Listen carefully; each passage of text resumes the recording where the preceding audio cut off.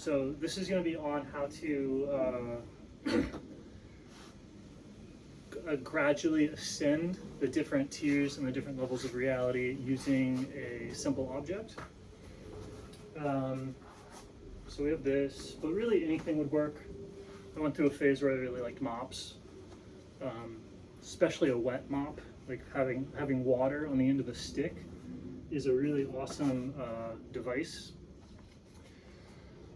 So whenever you have a system, right, you have all the parts of the system, and then if it's a system, there's a center. There's a rotational center. So like the instant that you start your body in motion, that makes it so that you can find the center or the point that is organizing all the things. Like if you totally relax, your rotational, your fluidic center, it kind of feels like it's somewhere right around in your dantian, your lower dantian. And you can, that center is basically a wave, or if it's spinning, it's a vortex in the field of consciousness, like in your fluidic mass.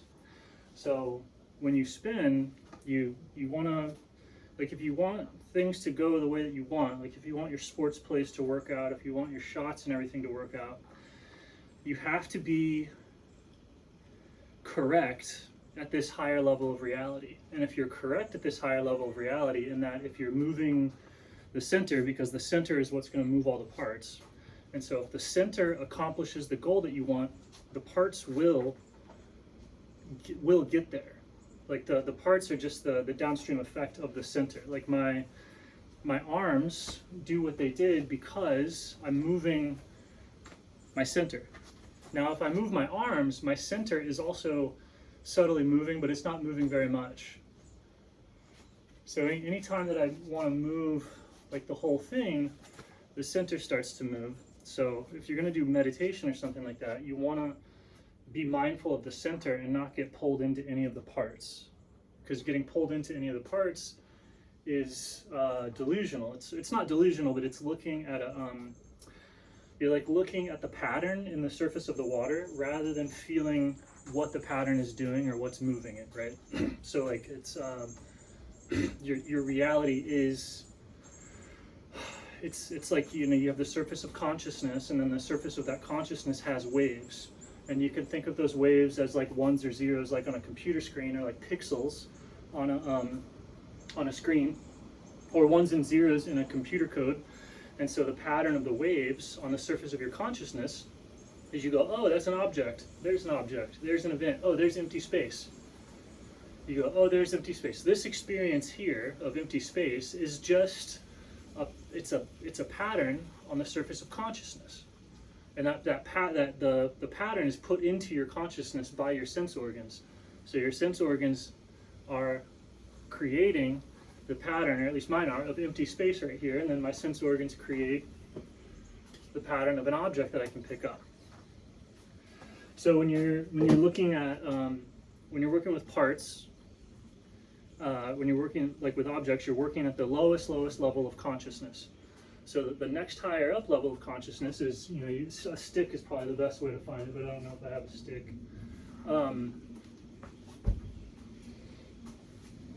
We'll use this one. So the instant that I start spinning this, like the center of this activity is basically somewhere about right here. Right here, if I move, it's like near my center, and it's in between my center and the center, and this thing's center. Just it's like they're orbiting each other, and they share a center. So that center is right. And looking at it changes where it is too. So as I talk about it and look at it, it's like, oh, it's here. Well, no, it's not. It's right. So it's as you move, you find the center of the activity, and then I move that center across the room.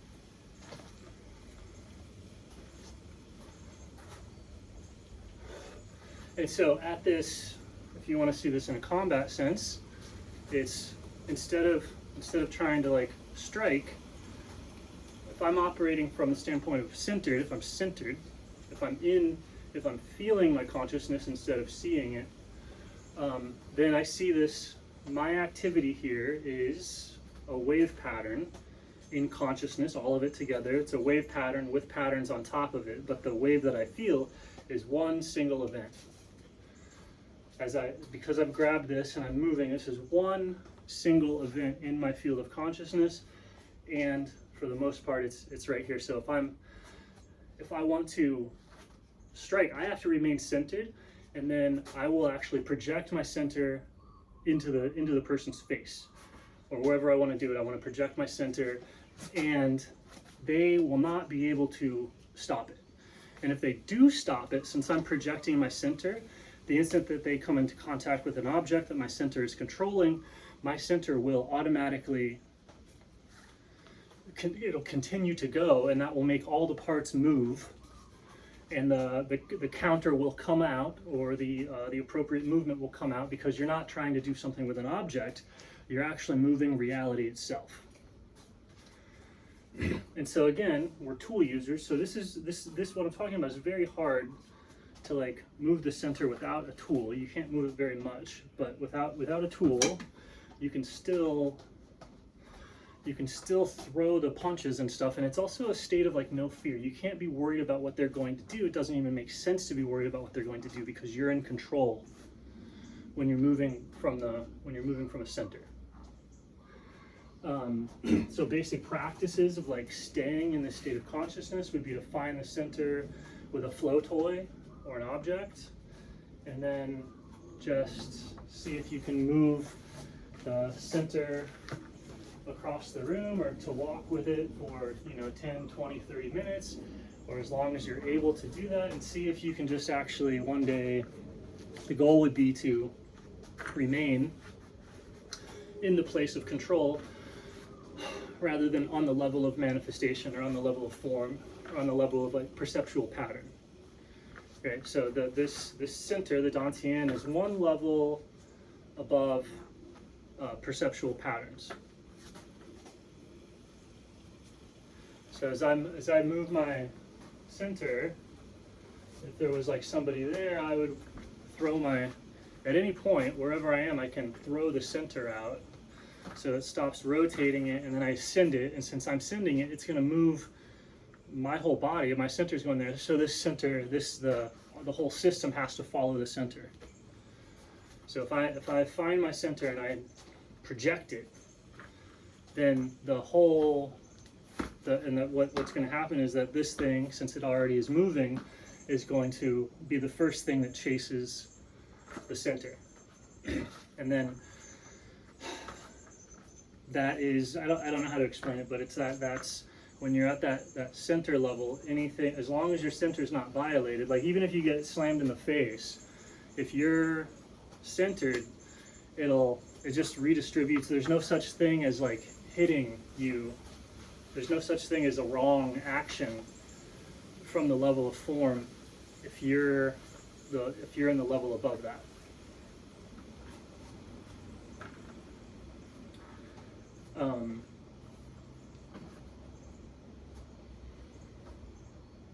And then so if you get like now you could say that there's one center doing this, or we could say these would have a free independent center, but this is connected to this, and then it's also connected to this, so there's kind of three centers here connected by one center, but it's really always one center. So the way to step up to that next level is that your center is under your conscious control, and so you want to step up to the level that is controlling your consciousness. Like your consciousness, which would be your center, is controlling manifest sense reality. So then once you're at that level of like, okay, I'm seeing what is actually in control of the sense reality, and it's this centering thing that's in a higher dimensional space. And the reason that you can't find or detect this using normal science is because it's the medium or the consciousness within which air, space, objects, like volume, speed, force, all of that is sense data, is a pattern imprinted on your consciousness by the sense organs. And so it has no real substance in that way, although so one level above that, while it's like very straightforward, it's obviously just your body water, it's obviously your consciousness, it's obviously just the thing within which the reality is happening, which is your body consciousness, right? Your body consciousness is in your body, obviously, but it's also around all of your perceptions, because your perceptions are in your body as well. So your body consciousness is around space itself. If you study space, if you study the objects in your perception, you're very limited in the type of understanding you can come to.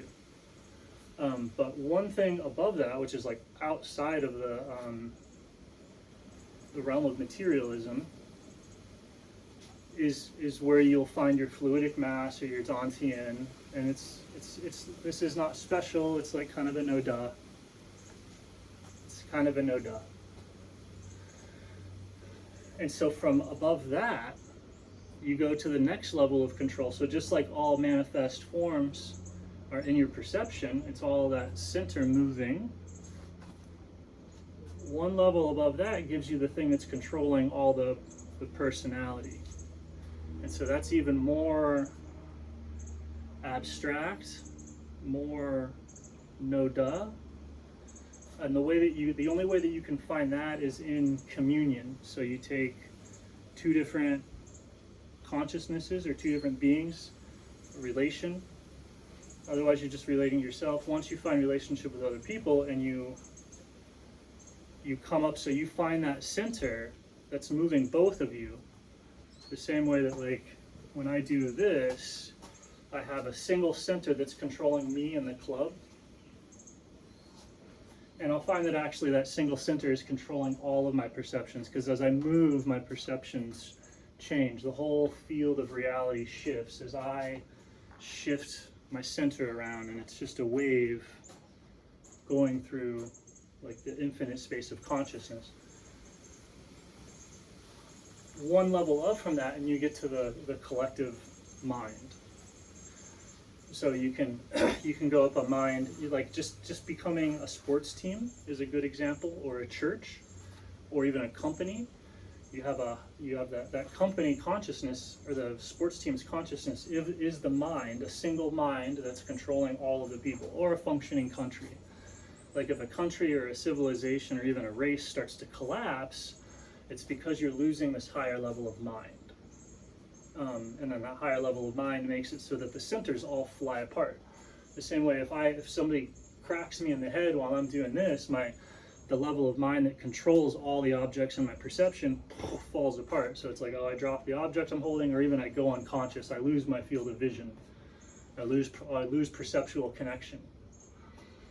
So when you, like, we're in the middle of something like that, like America, the global civilization, everything has like died.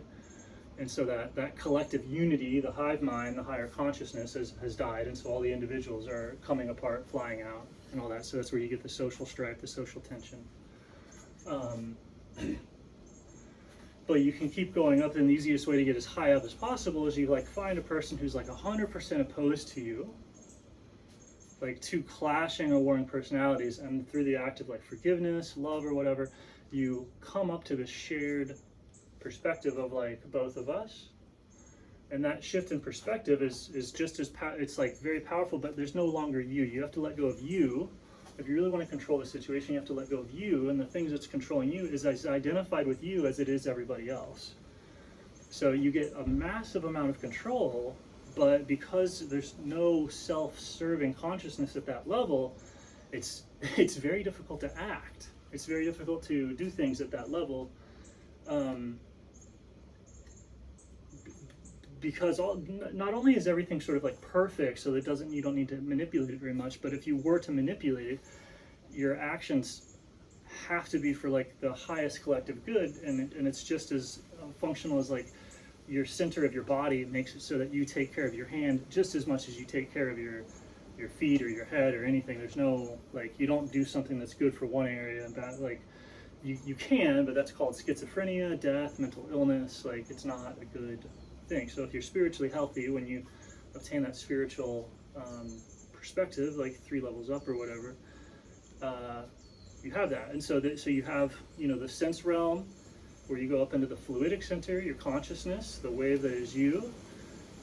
You step up from that into the realm of consciousness that is emanating all personalities. So there's like, so the same way that your personality is emanating all of the sense world, there's a personality emanating all of the personalities. And then above that is God, like is the highest. The personality that emanates the personality that emanates the personalities. And that's the Trinity thing. It's basically there's only 3 layers to reality at any point. The fractal is always only 3. It just just from the fundamental basis of stuff, there's always 3 levels. And if there ever looks like there's more levels or whatever, it's it's kind of an illusion. The same way that the sense world looks like there's different places, different objects, different things, but ultimately it is one being. It's just you. And so in between you and the higher levels of people, it looks like there's a bunch of different layers and planes of heaven and hell and all these things in the imaginal realm, but ultimately it's also just Christ.